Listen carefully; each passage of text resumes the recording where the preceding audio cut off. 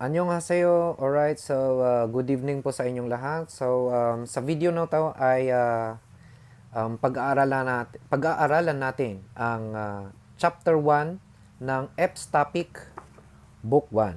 Alright? So ang video na to ay para sa mga katulad ko din na beginner sa pag-aaral ng Korean language. Alright? So ang title ng ating chapter 1 ay Self-Introduction, Chagisuge. Okay, so ang objective ng chapter na to ay can ask and answer questions about where someone is from. So sa Tagalog ay sa chapter na to ay matututunan natin kung paano magtanong or paano tanungin kung taga saan yung kausap natin, at matututunan din natin kung paano sagutin yung mga katanungan na kung taga saan tayo. Alright? So, ayun. And yung pangalawa naman ay can ask and answer questions about what someone's occupation is. So, yung pangalawang objective ng chapter na to ay matututunan din natin kung paano tanungin at sagutin yung mga questions tungkol sa kung ano ang trabaho ng kausap natin, at um, kung ano ang trabaho natin. Ganun. Alright, so sa video na to ay dito lang tayo sa unang objective, dahil pag tinuloy natin hanggang dito, masyado nang mahaba yung video. So mapapansin niyo dito sa chapter 1 ay ang next dito is Nara Irem. Nara Irem means ito yung name of countries. So ito ay vocabularies din na kailangan nating maging familiar. Alright, so makikita natin dito merong Hanguk, ito yung Republic of Korea, Nepal, ito, Philippines, di ba? Indonesia, Bangladesh, Vietnam, Laos. So ito try natin maging familiar sa mga pangalan ng countries na to, dahil pwede natin siyang gamitin bilang example sa mga conversations. Alright? Sa practice conversation natin. Alright? So,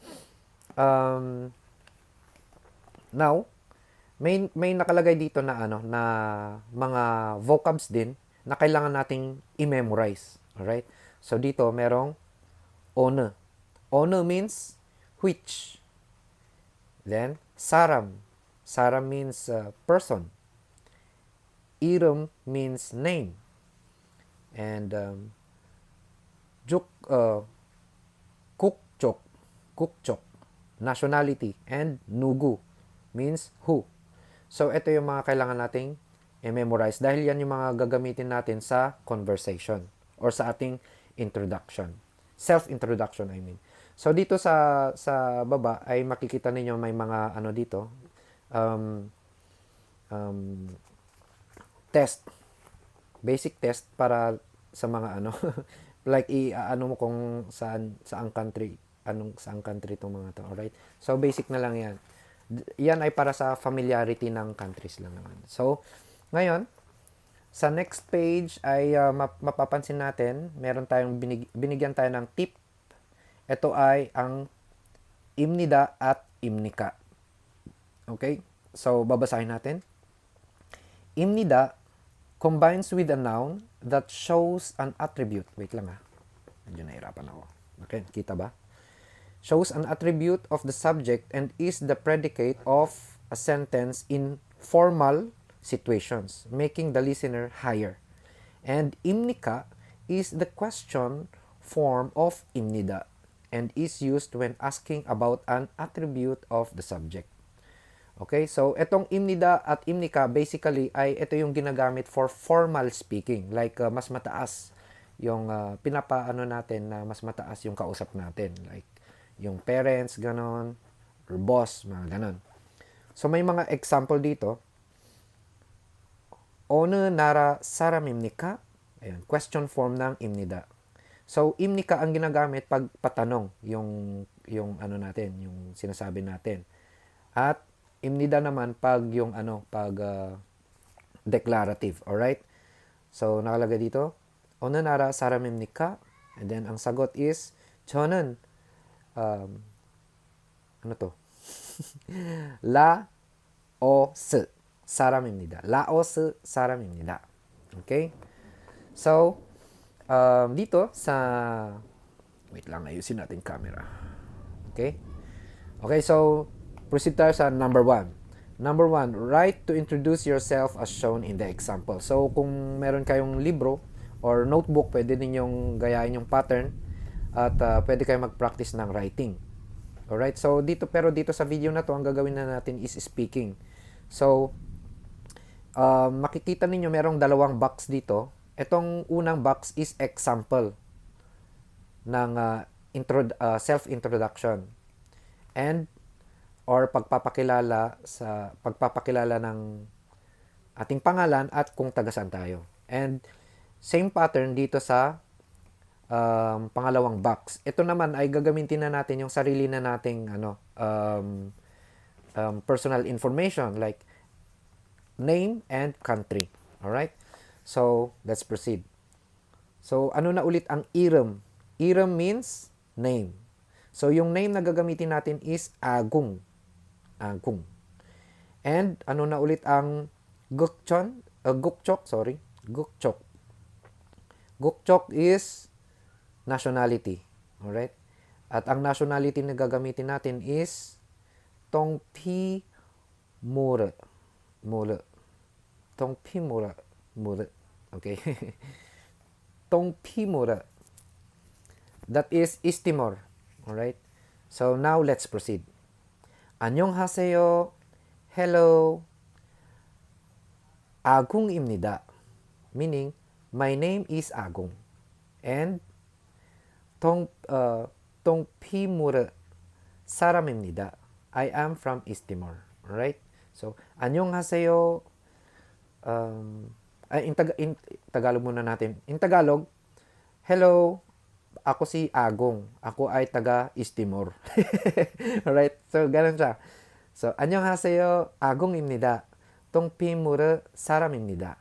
Alright? So, now, let's proceed. Tayo naman ang mag-introduce ng sarili natin. So, pwede nyo akong sabayan. Alright? So, iram. Ano ulit ang iram? So, gagamitin ko dito yung iram means name. So, ang gagamitin ko dito is yung pangalan ko. And, Gukchon, Gukjok, nalilito ako dun sa Gukchok is Gukchok, Gukchok. Medyo hirap naman i-pronounce to. Gukchok. Okay, Gukchok is nationality. So, ang lalagyan natin is Philippines. Alright? So, 안녕하세요. Jeremiah입니다.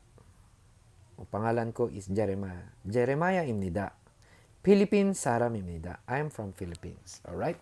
So, sa number 1 ay natutunan natin ang paano tayo mag-introduction. Okay? Yung magpakilala sa ating kausap. Pinakilala natin yung pangalan natin at kung taga saan tayo. So, number 2, practice speaking as shown in the example. So, dito naman ay patanong naman to. Like for example, may nagtatanong sa atin. So, yung tanong sa atin ay, 어느 나라 사람입니까? Okay? 어느 means, ano ulit ang 어느? That is, which. Nara. Nara means country. And saram is person. Imnika is a question formal, formal speaking. Alright? So, 어느 나라 사람입니까? Translation, sa Tagalog, taga saan ka? Ganun. Or sa English, which country person are you? Alright? So, yan yung tanong sa atin. So, tayo naman ay, sa part na to, tayo naman yung sumasagot sa question. Alright? So, since yun nga yung objective ng natin is to ask and answer question. So, dito sa chapter na to, matututunan natin paano magtanong at sagutin yung mga tanong na kung taga saan tayo. Alright? So, ang tanong is, 어느 나라 사람입니까? Taga saan ka? Ganun. So, ang sagot natin is, Philippine saram입니다. I'm from Philippines.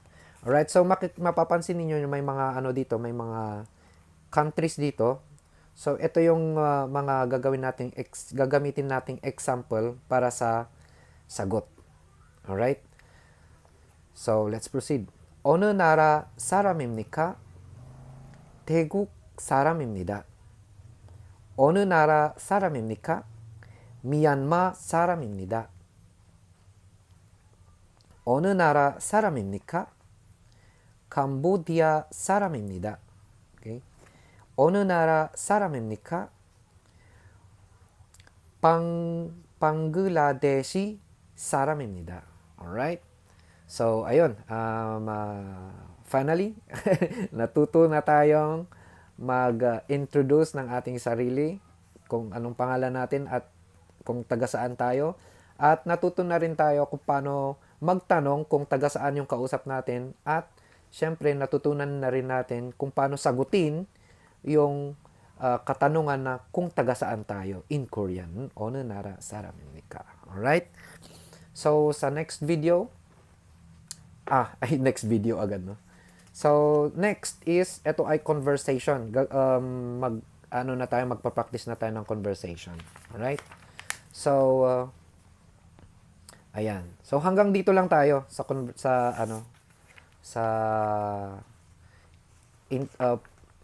unang objective. Alright? So, sa next video ay, yung occupations naman. So, yun yung pangalawang objective ng chapter na to. Can ask and answer question about someone's occupation. Okay? So, sa next video na yun. Okay, so, eto na, final. Conversation na tayo. Alright? So, merong dalawang character dito, si Agong at si Madu. Alright? Ayan sila, nag-uusap sila. Conversation. Alright? 안녕하세요. 아궁입니다. 똥피무르 사람입니다. Okay? In English, hello, I am Agung. I am from East Timor. Alright? So, ngayon si Agong naman, Madu. Ngayon si Madu naman yung nagsasalita. 안녕하세요, 마두입니다. Hello, I am Madu. Then, sabi ni Agong, nagtanong ngayon si Agong, 어느 나라 사람입니까? Where are you from? Then, ang sagot ni Madu ay, Nepal 사람입니다. Okay? So, conversation siya.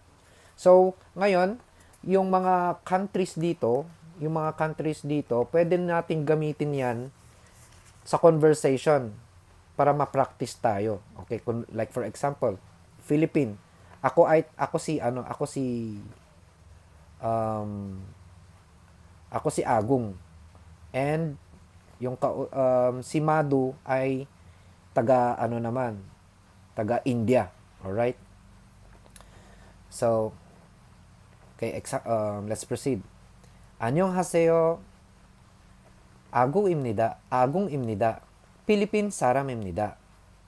안녕하세요. 마두입니다.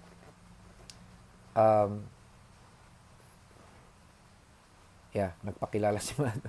Sorry, nalito ako. Then, tanong ko kay Madu, 어느 나라 사람입니까? Then, ang sagot ni Madu ay, Indo 사람입니다. Alright? So, pwede nating gamitin yung mga countries na to sa yun yung ipalit natin dito. Like si Agong, pwede nating gawing taga-Korea si Agong. At si Madu naman, pwede nating gawing Bangladesh si Madu. Ayun, pwede nating i-practice yun dito. Yun yung mga gamit niyan. Alright? So, dito, merong nakalagay dito, answer me. Alright? Agung은 어느 나라 사람입니까? Where is Agong from? Okay?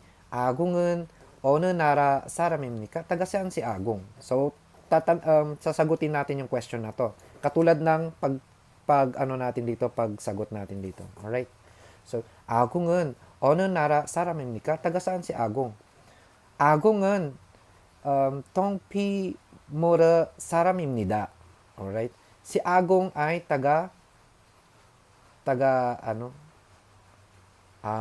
Agung이, tama ba yung particle na gagamitin natin? Yeah. 아궁은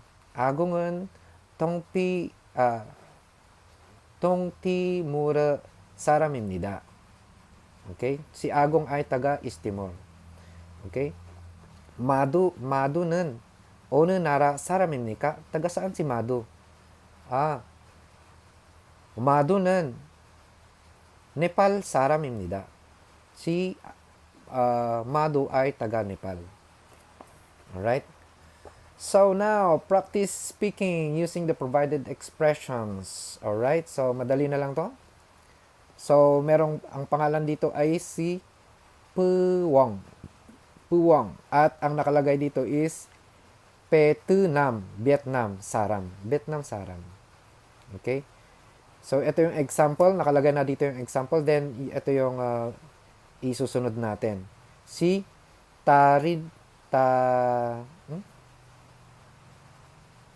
Tarindu. At siya ay taga Sri Lanka. Saram. Taga Sri Lanka. Alright? So, let's try. Nugu imnika? Who are you? Nugu, ano ulit yung nugu? That is who. Okay? So, kailangan talaga i-memorize yung mga tips na vocabs na nakalagay. Alright?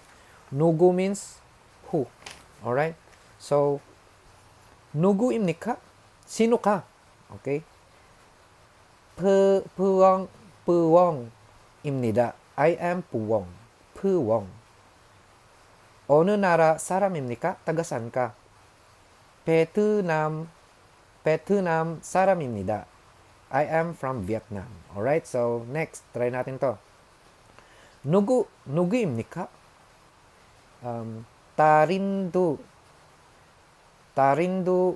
다린두입니다. 어느 나라 사람입니까?